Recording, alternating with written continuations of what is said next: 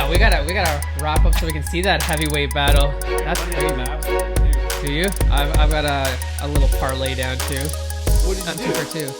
Sorry, for what? Parlay. Have we started? Yes, we have It's started. rolling? Yes. What are you doing? What did you parlay?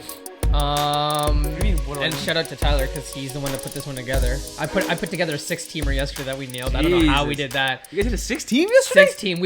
I've never hit a 6-team. He hit a 6-team. We were on cloud 9, and of course we live bet on the Leafs. We're like, oh, we're gonna ride this high right now, and we all know how that turned out. That was a good one. What do we hit? We hit. We've got the Suns winning because OKC's only got Chris Paul playing. We got the Mavs tonight. I got the Mavs too. Got the Mavs. Got the They're- Pacers plus 12, so hopefully it's a close game. And then the Raptors plus 12, and they just announced that Giannis is not playing, so fingers crossed. Yeah, because I put money on the Raptors and the Mavs because they're both the dogs tonight. Yeah. Mavs are playing who again, sorry? The Mavs are playing... Drum roll, please.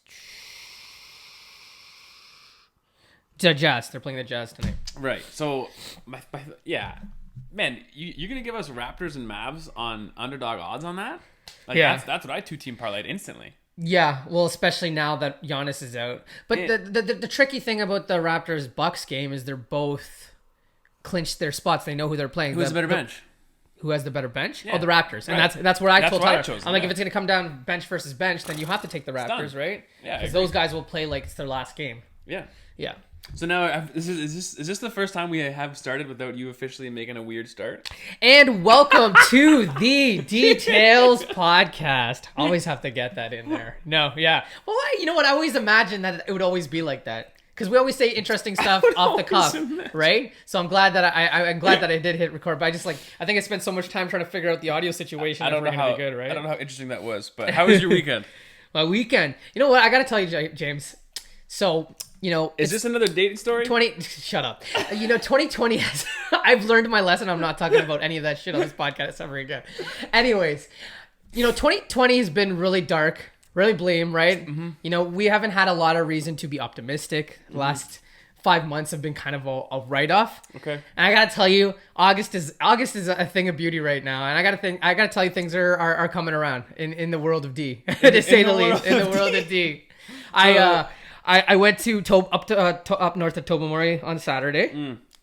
Gorgeous. Right. I don't know if you've ever been up that way. I have, yes. Oh, yeah, you have. So you've done the hiking and everything. Not all of it, but I've done like a brief. Yeah. Yeah. So we started at a place called Half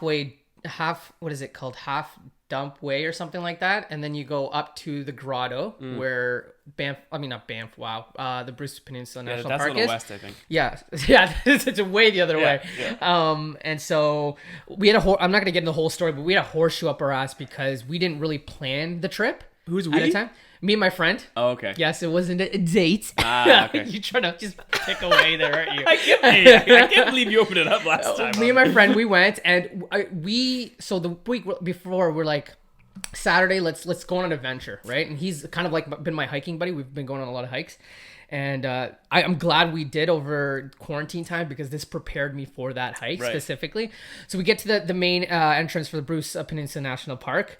And we get there around 10:30, 11. Sorry, this is story time with D. And so we get there, and they're like, you have to reserve. And I swear, I did all the research the night before. Again, this is kind of on a whim, spontaneous. We decided last minute, and I didn't see anywhere to reserve. I saw campground reserving, but I didn't see any like for parking or anything like that. Which I don't blame you because, like, for me, as someone who does that more often, that means nothing to me anyways. It's like show up and figure it out. That's Right. always the well, mentality. and we both have that mentality. We have a lot of 100%. patience. So we got there, found out, people come as early as 7:30. It's booked up, and then our park ranger, whatever, is telling us they're booked up till the 31st, and we're like, what the hell? So then there was another entrance a couple kilometers before, and that's the halfway dump point or half dump point, whatever it's called. We get there, and he tells us the parking lot's full. People are coming in and out, so you can come check periodically. And this guy, we really, really buttered up to him, right? Like we're just sucking up to him so much, right? Yeah. Like we're coming from Guelph. Give us the best advice you can. He's like, come back between 12 and 2:30, and I'll see what I can do for you. He was a real bro. So we go. And everyone was telling us to go even further north, closer to Tobermory, to the visitor center. But we knew that that's where everyone was going because everyone that was getting rejected was going to go there, hang out. And it's so far from the grotto and the coves and things that you really want to see, like to actually see that great water. Yeah. So we just weren't having that idea. I mean, the shipwrecks and everything were up that way, but we just didn't want to have anything to do with that. So then we parked across the road from the national entrance. and we didn't pay for parking. We just hung out and we started tossing the football around. Then we went back at noon, and the guy's like, you know what, you guys are persistent. Why don't you guys just go ahead? And we're just like, this guy had spots waiting the whole time. We just like, he's being pickier, I guess. And then we just got in, and hike was like one of the hardest hikes I've done. I ran into a rattlesnake, which was interesting. A rattlesnake? A rattlesnake. Are you sure about this? No. So it's called hold the fucking phone. Okay. You're 100% positive that it was a rattlesnake. Right. It was 100%. So it's called. Do you have someone that has a lot more knowledge of this stuff with you that you can verify with me? I don't believe you whatsoever, by the way. That's fine. It's so these are. I'm showing James right now. It's called Mississauga. It's not Mississauga, but Mississauga rattlesnake. Okay. And they're notorious there. And I will show you a video after and prove to you that it actually is, because you could. The reason I knew it was theirs because I could hear the rattling. Yeah. It didn't sound like super obvious. And don't get me wrong, I'm not like talking about python. It was probably the length of my arm. Of course, which is not very long as is, but it's a different story. But yeah, we saw that thing, scared the shit out of me, and like the entire time you're walking, that's all you're looking for. And we saw it so early in our trip, which sucked. But I mean, for obviously an interesting story, but just to put a bow on this story because it's a little longer than I expected. It was just a phenomenal trip. And then just to talk about how great August is, I got a brand new car last week. So Come on, what'd you get? I got a Lexus. Damn. Yeah, so okay. Your boy's moving up in the world. Jesus I got a really Christ. good deal on it, so don't I get too definitely excited. should be getting a raise, shouldn't I? What the fuck? You got a Lexus? That details money, you know? I guess my check's in the mail or something. Must be on the way. I don't know. But no, things are great, man. Things are really good. I had a great weekend. I have a little weird wilderness story. Almost a bit of like borderline morbidness happened to me on Friday. Oh. There. So going out. We almost didn't have a podcast on Monday. Is that what you're gonna say? No. Just a very strange thing, and this is something that I thought about. I was like, I'll tell D this one on the old podcast. But going out mountain biking, doing the thing regular. Where is this? Over in Waterloo there. Nothing's out of the ordinary. Just with my buddy doing our thing. Oh, this is not your 20-person bike group? Just two people. Just two people this time. Good. Okay, good to know. It's the tandem group. We got 6 feet at least, no problem. Going through the corridor, whatever, and then. So, like, this ruffle up in the trees goes. Like, a big ruffle happens, right? So, I look up. I'm not, like, a frantic dude, but I look up. A squirrel falls at least 60 to 70 feet. Oh, my God. It's not one of those flying squirrels either. No, bro. This thing, and, like, I'm telling you, I'm looking at this, like, a little fur thing going, like, that's not leaves, you know? Like, what's good with this? Like, am I about to just watch a thing explode on the ground? So as this thing's, again, this is like 60, 70 feet. So as this thing's falling, like I'm thinking in my head, like, damn, like there's going to be some squirrel blood on my legs here in a minute. Like this thing's going to fall right in front of me. Okay. You just saw it dangling at this point. It hadn't fallen. It's in the air. And I'm just thinking like, fuck, like this is going to spurt. Oh, so it's just slow motion for you, because I'm right? like, dude, this thing's going to, like it's falling 60 feet. This is going to implode. And I feel like a squirrel doesn't fall fast because it is so light. He was like squirming and stuff. But this dude hits the ground, and I'm telling you, it sounds like if I were to grab a boulder beside you and drop it on you, like beside you, hits the ground and peels away, gone. Like super resilient. They're like cats; they have 9 lives. Boom, gone. Whatever. I was like, okay, that was pretty weird. I almost watched an animal die. That's kind of strange. End up running over a snake, a little gardener snake. Though. So I kill it. I'm like, this is a strange day, man. Like all this stuff's going on. And then I'm driving home. There's more. I'm driving home. Casually on the road, all good, tired, I'm exhausted. Roadkill. And up to my right, this is funny, but I didn't laugh at the moment. He's not smiling right now, guys. I didn't, okay, I'm telling you, I laughed hysterically, yes. I didn't laugh at the moment of watching. Mom and dad, young kid, biking, okay? Oh no. They're on the sidewalk. I just kind of see it in the corner of my eye. Kid's ahead of the two parents, okay? They're all cruising, all good. They're going in the thing. Kid ends up getting a little swayy, okay? So he's swaying. And now I look over and it catches my eye. So the kid's like, he's wobbling. Uh-oh, bad news. Buddy just hammers the brakes. Trips up the whole family. Oh no. Like, I'm telling you, like a stockpile of 3 people, whichever way you want to imagine it. 3 bikes and people are stockpiled now on the sidewalk. Just a human just dominoes. in front of me, yes. Yeah. And thankfully the guy ahead of me pulled over and like went to go help him out because I was like, man, I can't take this. Like this, it was just such a hilarious, hysterical, like domino fall of human bodies that I couldn't help but not laugh. But I was like glad that they were okay and all good. But man, I don't know, 3 hours of my life and just like very strange injury, death things happening around me. I was nervous. I'm trying to think of like what happened to me on Friday night. That if anything had fallen in line, but that was the day that I bought my vehicle, so we had like literally the opposite days. I got all your bad karma. Yeah. That's actually wild. Well, I'm glad. I was gonna say I'm glad no one got harmed. Everyone's I'm glad safe. no one died because you did say it was morbid. But well, I'm just telling you, man, that squirrel could have blown up right in my face. Right. I'm gonna be honest. Well, I mean, this is interesting because speaking of deaths and speaking of morbid, there was a funeral last night for the Toronto Maple Leafs. It's like what I did there. That was good. Toronto Maple Leafs. You know what? I wanna say it because we're here and people listen to the podcast. I don't want to say I've gotten so much shit, but I did get criticized for putting in the title of our podcast "Same Old Leafs." Someone's like, "Oh, that's a bold take, D." Right? Like, why would you say that? Right? Same old, like, yeah. And then the next game they come in, they have that miraculous comeback from down 0-3 in the last 4 or 5 minutes. So I was like, okay, like that's what I get for talking shit. Yeah. But then last night happens, and then you're like, I'm still wrong because usually the Leafs make it into the playoffs before they lose. Right? Exactly. Not even get there. Well, the funny thing is, a lot of people said the most Leafsy thing that could happen is the Leafs get in, and then they lose in the first round, and Columbus ends up with the first pick overall, and the Leafs lose out in that sense. But as you know, tonight in a couple hours at 6:00, we're gonna find out if Nashville, the Oilers, the Wild, the Jets, the Penguins, the Panthers, the Rangers, or the Leafs all have 12.5% chance of winning the lottery. And of course, I'm sure, like, just to add salt on the wound, the Leafs will probably lose out on that. And the worst part is, the Leafs won't have a first round pick because of the trade with the Carolina Hurricanes. Yeah, but man, what are we doing here? We need to get you a T-shirt that says "What are we doing here?" That what is your. The fuck? I'm gonna just bring. I want to bring everyone to reality all the time, and with this Leafs thing, we all want to get this pick now, and this is like the end all be all for us. Like, okay, well, we're out, so at least we get a shot at like this Lafreniere kid, right? Yeah. This winger. Okay, winger. I was gonna ask. Yeah, but that's the point I want to make. Why the fuck do we want another winger? Right. Like, what are we not clearly not doing? Winning, correct? Okay, we spent all this money on forwards. Right. We're not winning. So if anything's going to get blown up, it has to be involved in there somehow. Right. So why are we all head over heels over this new right winger? No. We already have too many of them. That's what we're trying to get rid of and trying to fix. Right. Because we got the highest paid forwards in the league combined. Right. And then, if we don't get this guy, we don't have a first round pick. Yeah. Okay, guys, this is how sports works. Okay, so next time when you trade something for a future pick, you can't just write it off in your brain and go, "Oh, that didn't actually mean anything. That was a blank slate of paper." No, that was a future pick. So the next time, hey, dude, you dealt that. That's what you have to make your own bed, man. You made the fucking trade. Right. Don't get pissed about not having picks because you were never supposed to have it in the first place. No, and you're not a rebuilding team. Look at your squad. You guys should be winning the Stanley Cup. You're completely underperforming. It's almost more embarrassing that we're in line for the first overall pick. It's incredibly embarrassing that we actually even care about a pick. It's embarrassing that that's even a what? Yeah. Huh? Makes sense. Well, I mean, it's just like us? whatever glim hope you can hang on to at this point, right? Like, it's just. But why can't you just like stop lying to yourself and then be like, "Hey, we have to actually get better as a team and like not just a young right winger stud that can be the third young right winger we have on our roster." What the fuck is that even like? That doesn't make any sense to me. Right.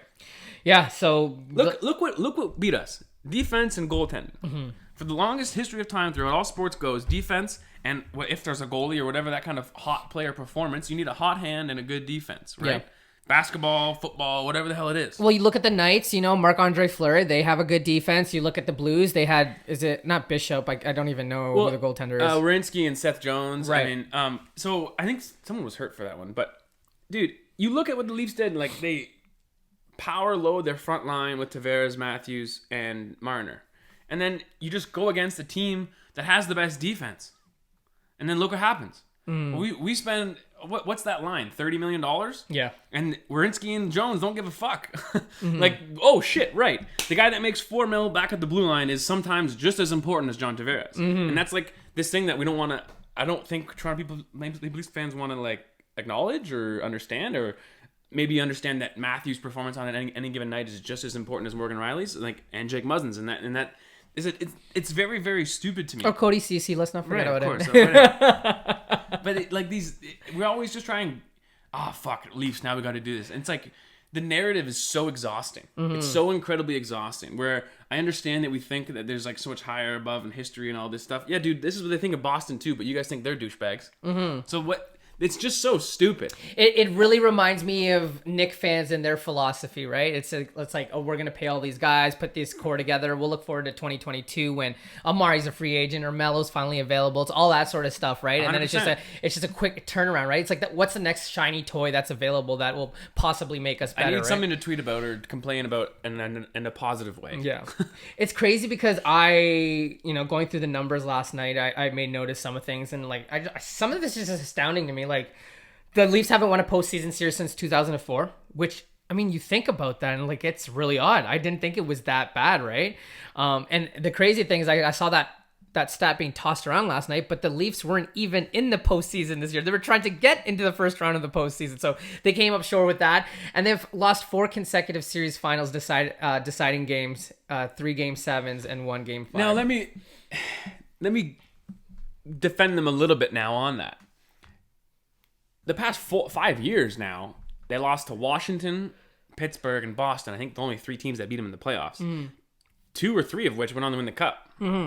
So, I mean, it's not like there's no easy draw where the Leafs are. Like, trust me, this Boston, Tampa, like, you're facing damn juggernauts, 100%. But I know that and appreciate that, but you can't help but understand that us, the Leafs, as a roster, if you want to say that you're a fan, you guys, like, that's a number 1 in the Eastern Conference style roster. You should be expecting to be the 1 seed. You should be expecting to be the best team in the league. You should be expecting that. That should be the expectation. Yeah. I think Vegas odds at the beginning of the year, they were like the 3rd or 4th favorite, right?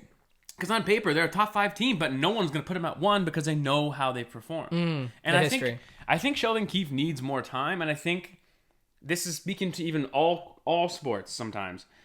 We're getting a little too fucking out of hand with we need this. This guy scores this many goals this year, so that's gonna do this next year.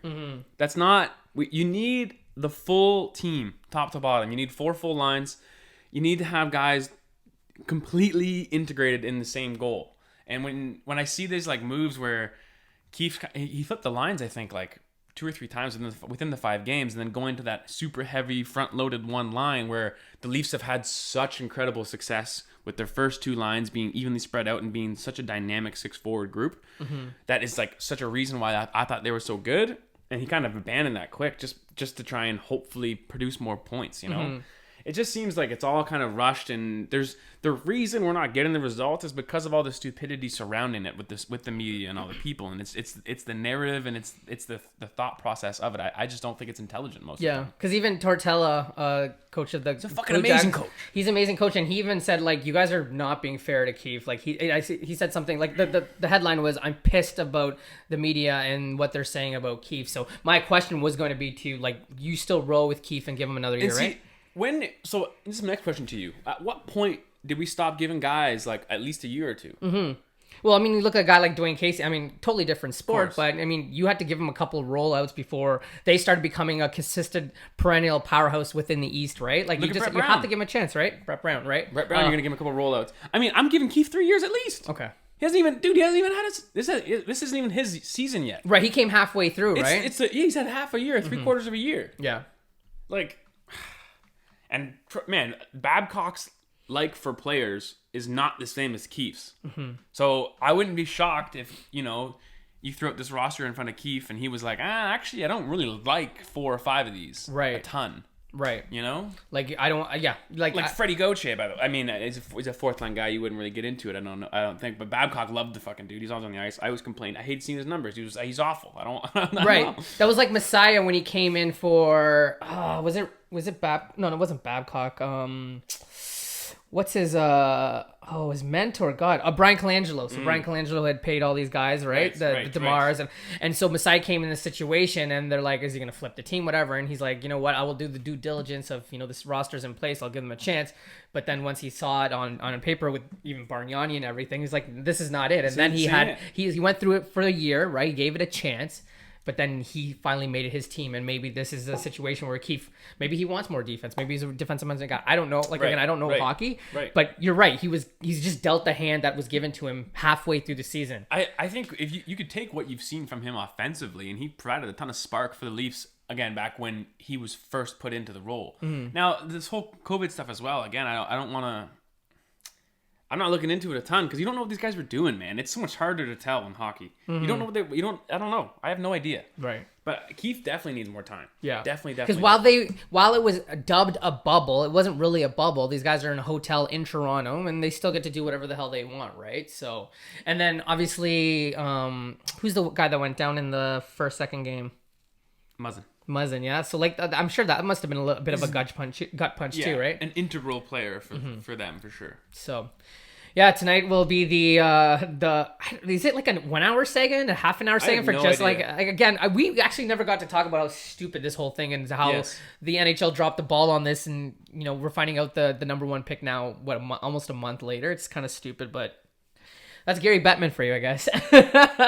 Yeah, I mean, I would say he's the worst, but I think Manfred's the worst, so I don't know. Yeah, no, we're all bending the knee to fucking Manfred right now. All right, so let's get right into the hoops here, because otherwise, sports-wise, around the clock, it's been fairly quiet, and a lot of the tension has been. You want to talk baseball fantasy quick? Hey, your boy had a night there tonight. He had a 3. Acuna Jr. had a. He's coming back. Run. So I said Asuna, it's Acuna. That's why you criticized me. Yeah. I was like, well, not that far off, but I'll give you that. I never really. I know wanted if there's to any help chance there's an opportunity to throw a punch at me. I'm honestly a little frustrated. I was hoping that I would go the whole time without you actually knowing how to pronounce it. That was Dave corrected me last night. Dave, you're too nice. Yeah, he's finally starting to come around. Who I'm more impressed with, and this is a guy that's name I'm not going to get correct right anyways, but the guy that plays for the A's last night that ran to first and started the brawl with the Houston bench, he's on my team. That's my kind of guy. That's the kind of guy that I want on my team. Like, shout out to him. You say that, but you have Houston players on your team too, bro. 2 of them, it's fine. Dave's the one that should be concerned. You guys fighting each other. Dave trying to convince me to pick up another Houston player. I'm like, Dave, I got a there podcast with Jay. Yeah, I know. I know who he's talking about. Is it a pitcher? No, I don't believe so. Oh, or is it an outfielder? He's an outfielder. Okay, it's an outfielder. Yeah. Dave has his eye on for me. He's having a good year. Is he? Yeah. He's still on the wire. I just don't know how to drop. But yeah, like we're watching the game and Dave's like scrolling through Twitter and that guy, like, what is his name? I can't remember. It's weird. It's like some foreign last name. I hate Houston, so I don't want to know. So Dave's like, yo, you're one of your players just fought the entire Houston bench. I'm like, what do you mean? I'm like, that's my guy. That's what I'm talking about. So I'm probably gonna lose. Maybe he's the guy that I dropped for this Houston player. Yeah. Ironically enough, right? Because he's probably gonna miss like 8 games, seeing as how much Joe Kelly or fucking whatever his name is missing for the Dodgers. But I'm gonna type battle with Gabe right now. It's 4-5. I think today's the final day, and we have a side bet. So ooh. Yeah, it's not financial. I was gonna kick. So okay. I was gonna kick out of him on Twitter. Like you always tweet like a gif once a week about fantasy baseball. It's always a good update. Yeah, Gabe's doing a good job of keeping us updated on his team. I don't know if Gabe knows this too, but he moved me like probably one of his better looking prospects without knowing, I think. Oh, Gabe, I hope you're listening. Yeah. He's gonna slide in our DMs tonight. Which is so funny because I sent him a bunch of trades and then he sent me one back one time with a better player than I was trying to poach. and I don't think he knew, I love how we're just criticizing him openly like this. Oh, you poor thing, Broderick. It's because I know he listens, That's amazing. That's great. So fantasy baseball is still kicking, and we still have a season, which is great. All right, so far. I really want to get in this basketball because there is a lot to talk about. Now we're dwindling down, and I think we have, what do we have, like a week left of hoops here? Yeah, the Raptors play they play their last game on Friday, so I think we get right into playoff basketball next week, which is exciting. I think most teams have 3 games left. Is it 2? Yeah. 2 or so 3? yeah, the Raptors play the Bucks tonight, and then they play Philly, and I think they play Denver on Friday, which I believe is the last game of most seasons. So halfway through, these 8 games. I don't even know where to start, James. Like, do we talk about the potential MVP bubbles and who's stood out and who's been really fun to watch? I mean, the obvious candidates are obviously Lillard, Warren, Doncic, and Booker. I mean, of those 4, who? Oh, am I missing someone? Don't you dare say Tatum. No. I don't think this is that much of an argument. Okay. I think TJ Warren is out, like, above and beyond. I wouldn't agree with you.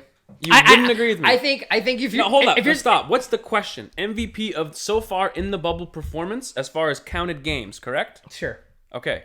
I think now, who do you think is listen, better? if you're talking about individual performances Yeah. and like the most outstanding player, then it's TJ Warren by a landslide. But I think it has to be Dame Lillard for me. 5-1 record, right? They have the hardest schedule in terms of opposing teams' percentages and like the level of playing field. So they're 5-1. That last game he dropped like 51 some odd points. What did he hit? Like 12 threes. Like I want to say he's single-handedly because he's got a great team in CJ McCollum, right? Yeah. So that maybe that's your argument, but I just think that he's been willing his way through these games, and they lost to the Clippers. Unfortunately, because he missed from free throws, but they were in that game as well. They easily could be 5-1 right now. I hate disagreeing with you when you say Dame Lillard because I'm the biggest Dame Lillard fan Yeah. ever now, and I'm committed to that. But my argument to that would be, yes, I think Nurkic had a couple of 30-point performances. CJ McCollum's done his thing as well. That team around him is providing that help, where when you look at TJ Warren, he just lost Sabonis. And then Oladipo's not really healthy either. Dude, TJ Warren's shooting like 60%. He's averaging like 30-some a game. So he's currently averaging near 40 points a game.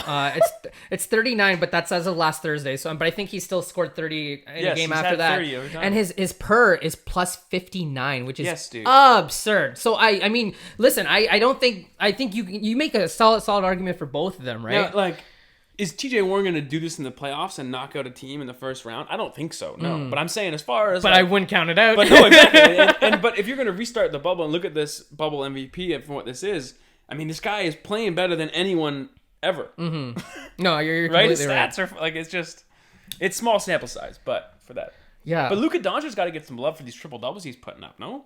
Yeah, I had a stat here for that as well. Like Luka Doncic, 36, 14, and 19 last night on Saturday night. Sorry, which is insane. And then he passed Michael Jordan to become the youngest player with a 35, 10, and 15 game in NBA history. And so now multiple career 30-point triple doubles before turning 22. He has 13, and all the other players in that conversation, LeBron, Oscar, Magic, Trey Young of all people, have 12. Who does not get enough love. No. Well, I mean, I think a lot of people admit like, oh, the Hawks were so stupid to pass on that, right? And I mean, they're not in the bubble right now. They're not fighting for a playoff spot, so it's easier to say right now that Luka is the guy. But I mean, to Trey's credit, he has been keeping up, if not there, step for step with Both Luka, all-star right? starters. The trajectory, I would say, is actually the same right now. We're just getting Luka on bigger stages. 100%. So, yeah, no, it's just... What's odd about Luka is I watched... I always forget the team they face whenever I watch a guy this closely, but I guess they were playing the Bucks the other night. Is this when he scored 30? TJ? No, Doncic. Yeah, it was against the It Bucks. was against the Bucks. Dude, he's oddly physical. And I mean like in a defensive way too. Yeah.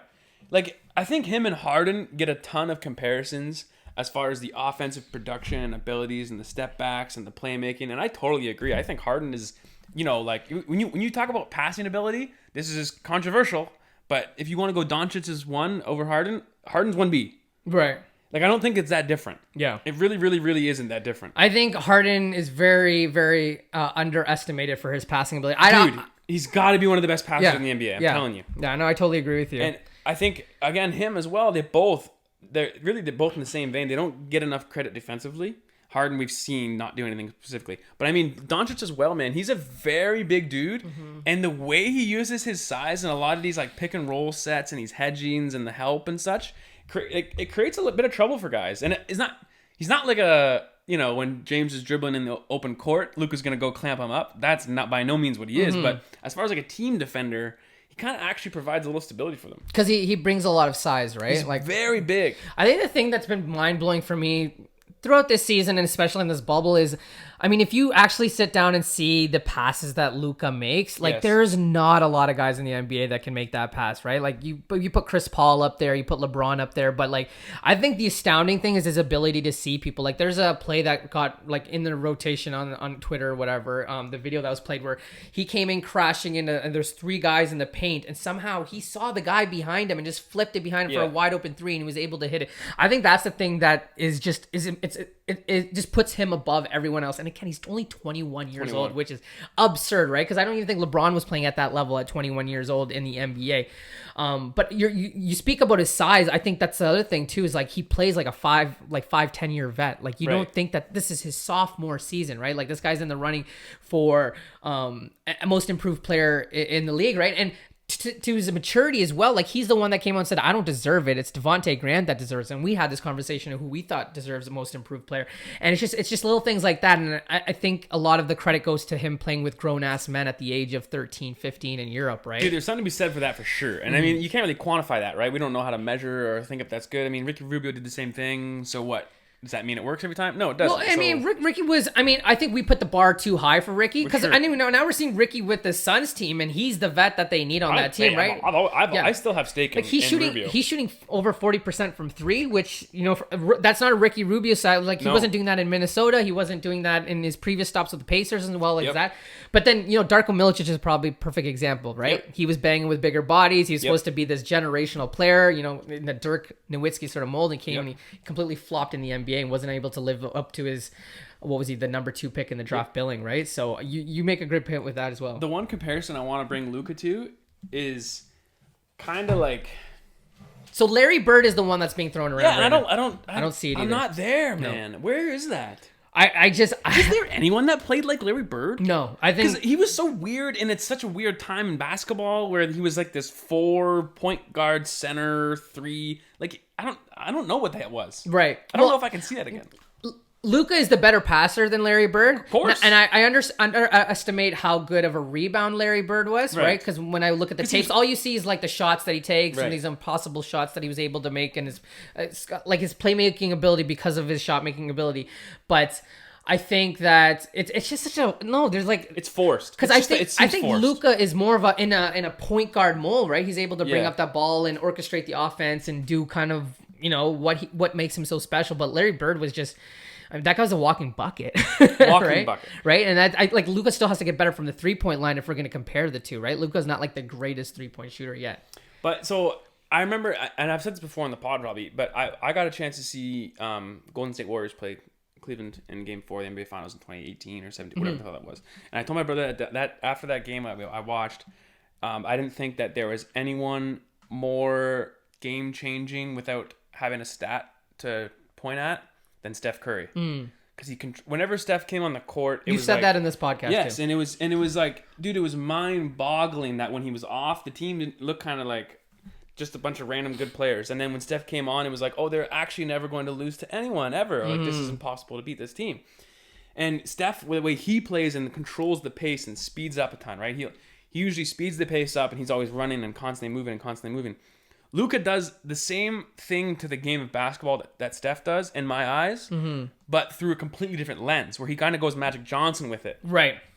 Kicks it. He's so slow, dude. Right. That's where I think the comparison should be, right? I love it should how be Magic. slow he is, because that's how Magic kind of was, right? And Luka has the 3, so you kind of want to make that comparison that he has a shot, so that he has to be with a shooter, which is why, because honestly, I like comparison to LeBron James a little bit. Yeah. And I mean LeBron in year 16, 17, not LeBron in year 1 to 5. I'm saying when you look at LeBron right now, it's very much a lot like Luka Doncic's style of play. Because of the speed. Because they're a bigger guy.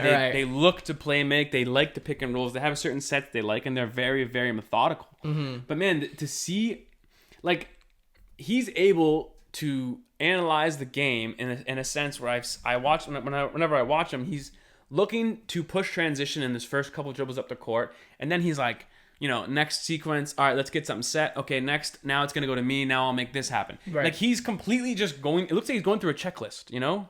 Just like, okay, we'll get this bucket this way this time. Okay, oh, now we'll stop here and do this. Like, he's so calm, so methodical, just doing his moves in his sequence and in his timing, and he makes everyone else play in that at his pace, yes. It's that same tempo. The whole court now has to play with Luka. I agree with you. He's one of the rare players, like, you want him leading the point on a fast break because he can run the court and make the best decision, but he's also a great half court player, and there's very few players that are able to adapt to both scenarios. And then on top of that, he'll also get you a bucket in a diehard ISO situation, which is like another level. And I think that's why his 3-point percentage is as bad as it is, because I think he's taken a lot of shots before the shot clock and is not able to get it. And it's just bad because he's been shooting bad in the bubble. Right. let's not forget that he was definitely above 30% Right. in the season. Well, and I think the greatest thing about this, it's so funny because we're talking about MVP cases here and we've landed on Luka, but I think we're talking long run. Like, a question I wanted to ask you is, actually, before I get to the question, I wanted to say that, this Mavs team is way ahead of the timeline that I think that they were supposed to be, right? And, they're now in the playoffs, right? They're doing all this without Dwight Powell, who was obviously an integral part of their success during the course of the season, so they have to change what they're doing. But then Porzingis is doing really well too, right? Before the bubble, 20 points a game, 10 rebounds, and now he's averaging close to 30, still 10 points, 10 rebounds per game, but he's really amped it up and kind of filled that void. Now, my question to you was going to be, if you had to plan for the next, I don't know, let's say 8 to 10 years, like what player would you be building around right now? Luka, for sure. Okay, so not even Giannis is not even in your conversation? No. Okay. Because Giannis is only what, 23, 24. Keep that in mind as well. Yeah. Or 25, sorry. It's tough. Like now, because I think Giannis, there's still an opportunity for him to get better. Where does this go to? Are you saying Anthony Davis is available? Where do you Any need? player? What player are you building around in the 8 to 10 years? And Anthony Davis is a great conversation as well, right? See, but the thing with that question is you're almost always gonna go guard heavy on this because of the injury thing. Because you're never gonna take Embiid for 10 years. You're never gonna take Anthony Davis for 10 years. You're never gonna take Giannis for 10 years because you don't know about these guys. The injuries and stuff for these big men, it's just tough. But I also think, with that being said, then this is going to sound insane. And I'm going to try and make sure I word this properly. So Let's make sure your mic's on. Make sure I word this properly so it doesn't get confusing. Having the perennial guard over the perennial big man is astronomically more valuable because it's so much more difficult to make that production of the guard out of two players as opposed to the big man out of two players. So when you have a Giannis that's the best at both, let's just for argument's sake, whatever, he's the best in the paint guy, which he's not. Joel Embiid is, so this is argument's sake only, and best defender in the paint guy, straight up. I, as a GM, would find an easier time replacing that with 4 and 5 as opposed to replacing Damian Lillard at the 1. Right. So I'm gonna go to the guard position because, one, if you don't defend that well, whatever, it's all good. As a guard, right? I got 4 other guys. It's okay, whatever. That's why my big man needs to be that good defender. So I think I would make my team around Luka Doncic. Yeah. And, man, just seeing what he's doing, again, to your point with the leadership, too. And also, when you get praise from Rick Carlisle, and this might not be common knowledge amongst, like, NBA casual fans, Rick Carlisle is the coach's PA head. So if there's a player's PA, oh, that's right. Everyone loves He's Chris the Paul. coach's one. Like, Rick Carlisle is the Chris Paul of the coaches. Whoa. Like, whoa, listen to that. He's that respected in circles, right? Yes. And now when he's walking out here and saying this 21-year-old is a fucking phenomenal leader and this and that to me is like, he's good. And I would imagine Luka's probably going to stay there for his whole career. Yeah. And I don't see them screwing that up, especially the way Cuban handles business. Well, that's the other thing that's kind of been running through my mind is the idea that we could have seen Luka in a Suns jersey. They obviously went with Ayton, and I mean, you can't really dog him for taking Ayton at that spot, right? But it's kind of... With Booker on your team, you can't. But it's interesting to think of an alternate universe with Booker and Luka, because you can only imagine that Luka would probably cater to Booker's needs and make him the player that he needs to be, right, to succeed. But then you look at the Kings. They totally botched that. And I think as a basketball fan, thank God that Luka is not in a Kings jersey, because we would not want to see that, because we know that they would mess that up. And then obviously the trade that was made. Now, see, I'm going to push back on this a little bit. You push back on me? Okay. Yeah, because I think we like to say we know they'll mess it up. And I agree with you. I mean, the Knicks have been messing up everything forever. Sacramento seems to be doing the same thing as well. But isn't it with these perennial guys, like, we think it's different, no? Shouldn't it have that they been change different? The culture? Right? Yes. That's what flips it. Maybe they needed a Luka. Like, what if Luka went to Sacramento? Does Luka fade off and become a Bogdanovich or whatever? Or does Luka just completely transform that? Right. And that's a tough question that we'll never be able to obviously answer, because you never really have that situation. But, for a guy like Trae Young, like, in 5 years, if Atlanta's a 2 seed in the East, pushing the Eastern Conference, right? Like, is that a franchise guy that completely saved a mediocre franchise? Right? Like, I don't know. How do you define it? Right. Is kind of where I'm at. For me, it's just the head office and the moves that they've made in the past that doesn't matter. Right. Like the Suns, right? The Suns have somehow landed in this situation where now they're thriving, but like this is the same owner, Rob Sarver, who has messed it up since Nash has left, right? Oh, but you should point out, please, to help your case, that TJ Warren was traded Right. from the Suns for a bag of fucking balls. Yes, exactly.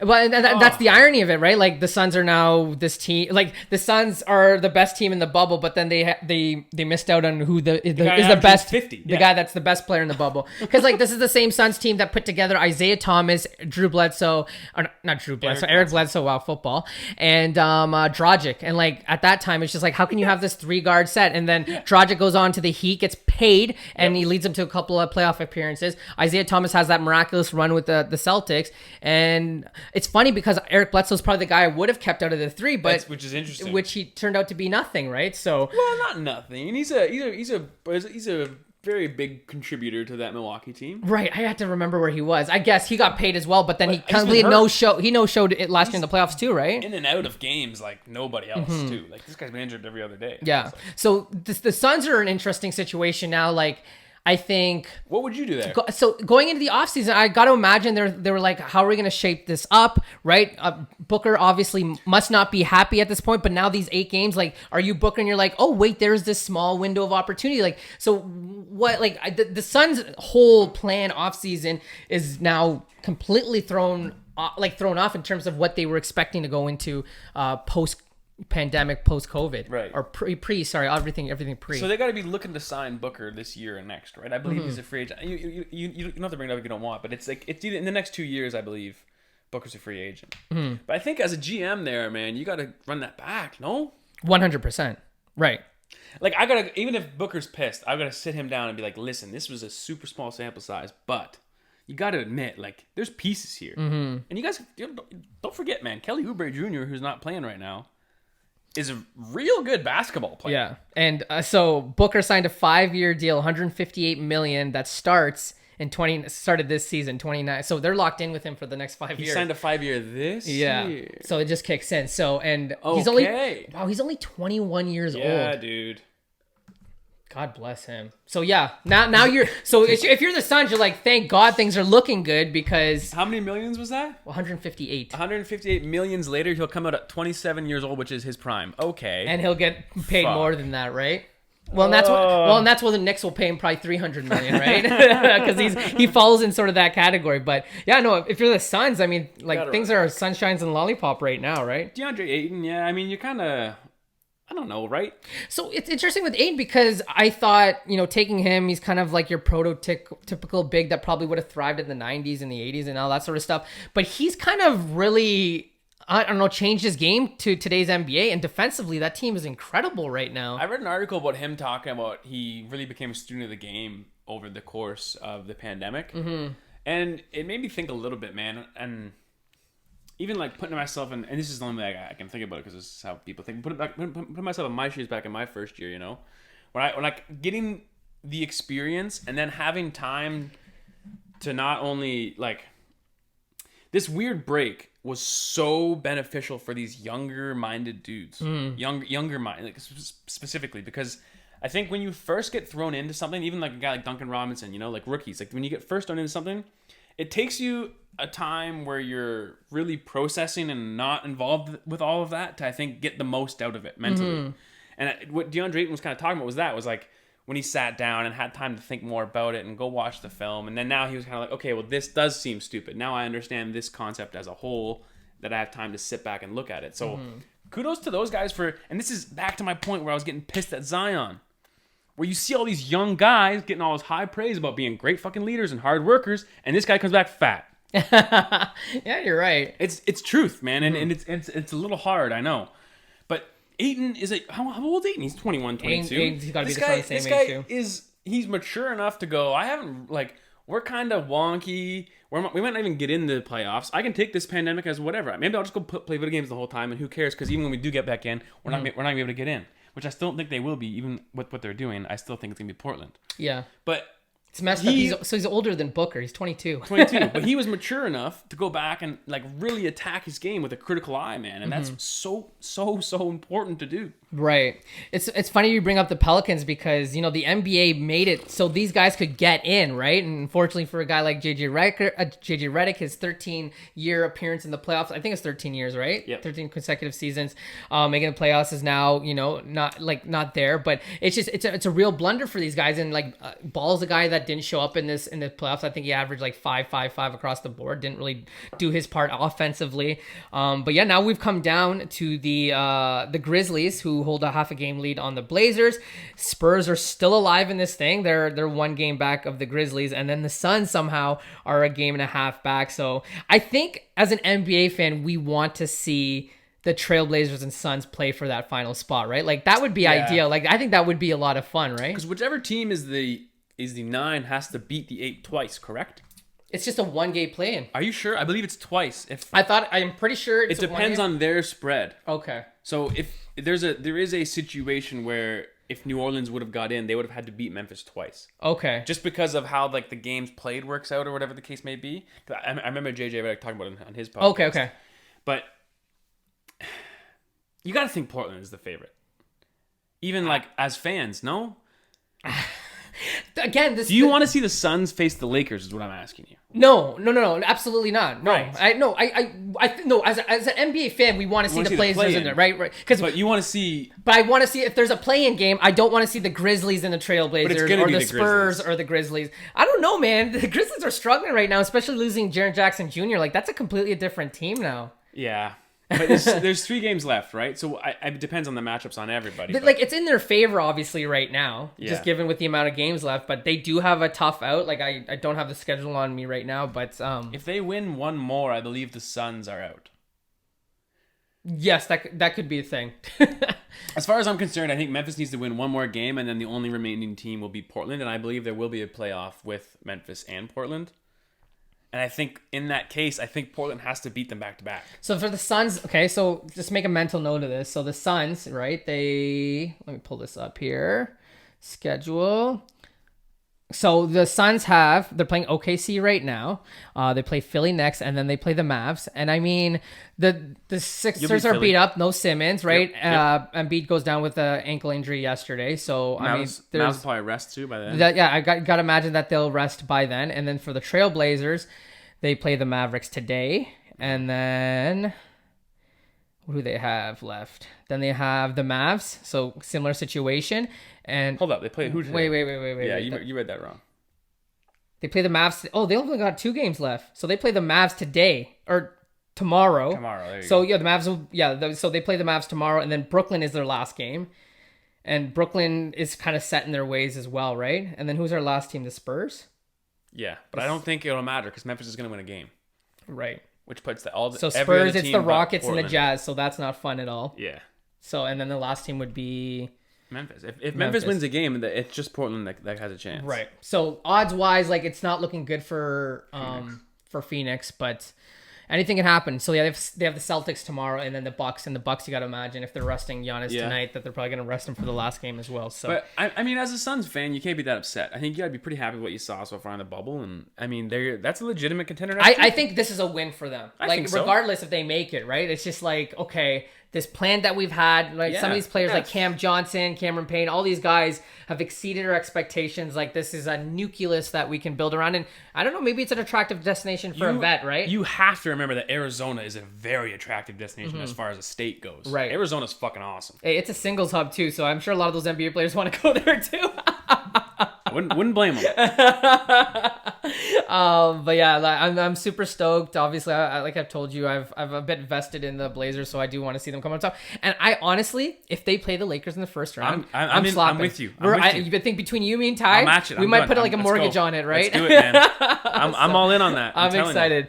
Kind of want to tail end this with the Raptors. Not too much to say. They had that loss against the Celtics, but I'm sure you didn't delve into that too much and take too much away from it. Well, I don't know. If you want, listen, I've been a provoker of the Raptors, but this is a very non-biased outlook.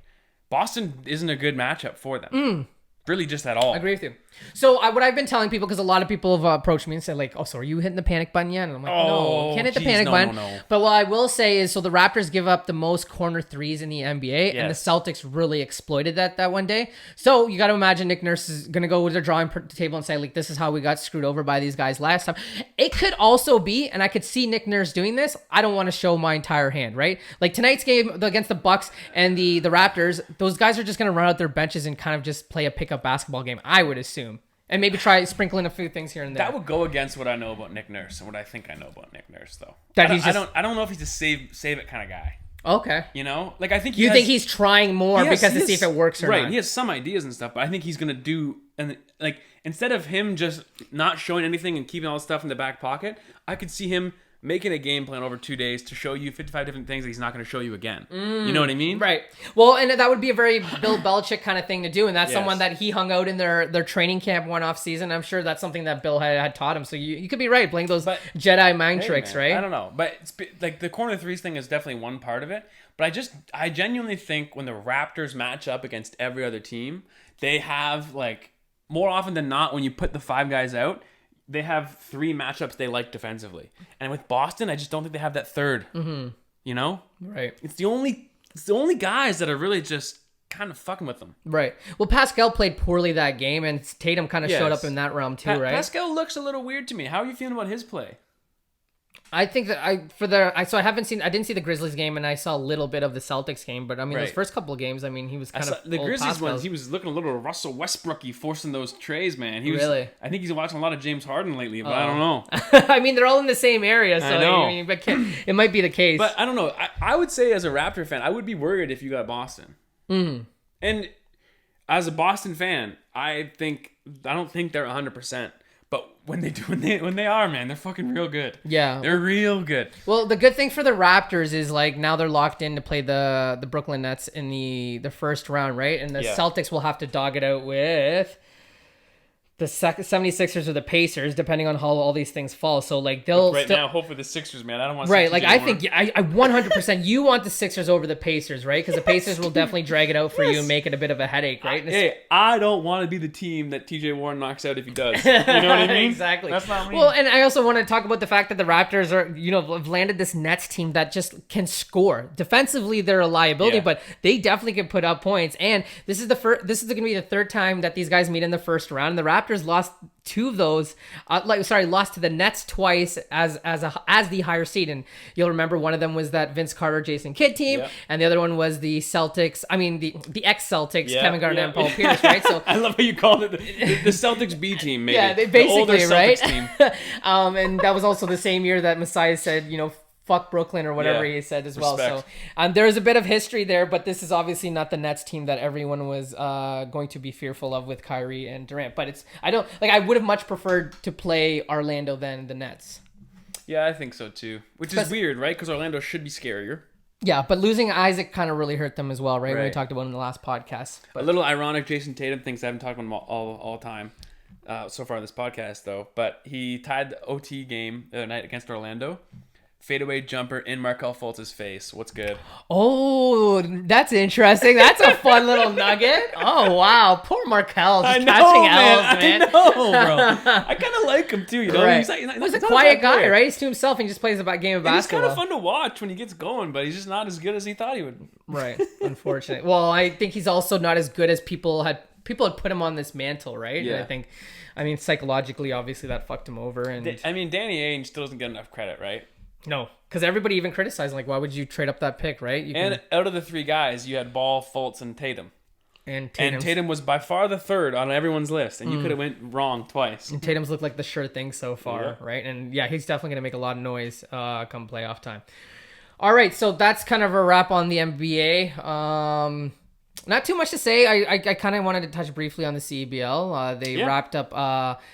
They did everything that you need to do, right? They put an entertaining product on the floor. They showcased all these Canadian teams. They played a relatively safe game in the sense that nobody, had caught positive, right? I think at the beginning of training camp, a couple guys went down, but they were able to... That's all you can ask for, man. That's for sure a win, 100%. Right, so congratulations on CBL on their second season, and obviously under circumstances that they could not have controlled. More importantly, congratulations to the Edmonton Stingers, who won in convincingly fashion, and they were the team that should have won it. They had the best record going in. I think they only lost 1 game throughout the whole thing, so the team that deserved to win ended up winning. And I don't know how much you know about this guy, but there's a guy named Xavier Moon on that team who was the MVP or the most outstanding player of the league, the player of the league last year.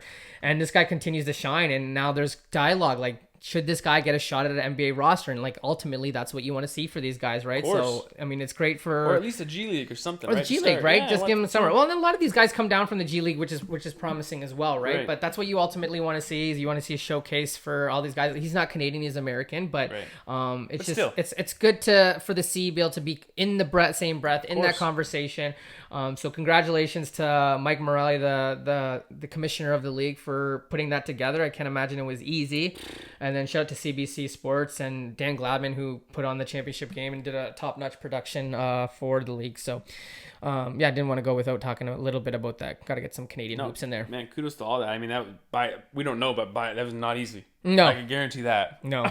Well, and I mean, there's a lot of questions, right? We're living in a world of uncertainty right now, and it's great to see that, even between the CBL and the NBA and even hockey, like they've been able to get it right. And then obviously there's other sports, which we won't mention on this podcast, that are still trying to figure it out. And it's good to see some, it's good to see some Canadian love too, getting whereas the CFL is kind of getting thrown to the back burner here. So good to see some Canadian love with the CBL. Absolutely. Yeah. So next week we'll probably start getting into some playoff, not even basketball, but hockey a little bit, right? Well, I think NHL starts to kick off in the next couple of days. I want to say tomorrow night. Yeah, tomorrow night could be as soon as that. Do you have an early favorite underdog? So this is a great conversation to have. Like, I don't want to make it too long, but I've been looking at the Avalanche and the Knights as my underdog. I know they're at the top, but they're not the top. So those are I took the Blues and they were like 4th or 5th favorite last year, and I kind of nailed that one. So yeah, what's your 2 cents here? Oh man, I really don't know. Really? That's good for the sport. But if you're gonna point a gun at me right now, I'm gonna go Tampa Bay. Okay. I think it fits the narrative too. Getting put out in the first round last year. And they have Columbus now first round. So it's a nice little redemption. It's a nice maybe let's get a sweep here, score 10, 15 goals, something crazy, right? And then starts a run that they can go on maybe. Cool. All right. I don't know though, man. Hockey's it's tough. No Pittsburgh this year. That's weird. So the weird thing is, so many of the top seeds got put out, right? It wasn't just the Leafs, Montreal Canadiens. Yeah. Ugh. Yeah. I don't think the people on this podcast want to hear their name. Oh. And it's funny because they're playing in the Toronto locker room too, right? For anyone that's upset that the Canadiens got in over the Leafs, don't be, because they're going to be out in a couple. So anyways. Do you know if is the Western Conference still staying like in? Yeah, Edmonton? I don't know how that goes. I haven't looked into that. I don't see why you wouldn't stay right now and then figure it out later. But if it's all down to 16 teams, it might make sense to put them all in one place, right? I mean, more people, more cause for issue, no? Yeah, that's good. Yeah, I guess we should probably do our responsible thing and look into that. So I'll call Bettman after the pod. Sounds good. So yeah, next week some hockey playoffs, basketball playoffs. Thursday's the deadline for the rosters for the football, the opt-outs. So I'm sure we'll get some names between now and then to find out what's going on there. I believe we're a month away today. Yeah, opening night. Yeah, yesterday somebody wrote a tweet because yesterday was Sunday. We're a month away from Chiefs. Well, I guess the opening would be Thursday, but Chiefs and Texans, we are a month away. Early pick for the Super Bowl right now? Yeah. No, I don't know. I gotta look at this. You don't know? Okay, so AFC Chiefs, NFC. My answer is obvious. Tampa Bay. I'm going. No, you know what? All the fucking way. Saints and Chiefs. You heard it right here. Saints and Chiefs. If you're going TV, I'm going DB. It's going Tampa and Chiefs. It's going down to the last. Has the same initials as me. There you go. If that isn't destiny, I don't know what is. All right, let's put a cap on that. All right, folks, thanks for tuning in. As always, SoundCloud, iTunes, Spotify, YouTube, wherever you can listen to podcasts, you can find us. And what do you got? Anything going on this weekend? I might go to Grand Bend. Oh, I thought you're gonna. And social distance. I feel like karma's sake, you should go like the Humane Society or whatever and go save some animals. Yeah, actually, I just got a dog today. Now I give him back. Yeah. Awesome. Thanks for tuning in, folks. James, as always, thanks for being here, and we'll see you next week. Thanks for being here. This is my house. Yeah, that's true.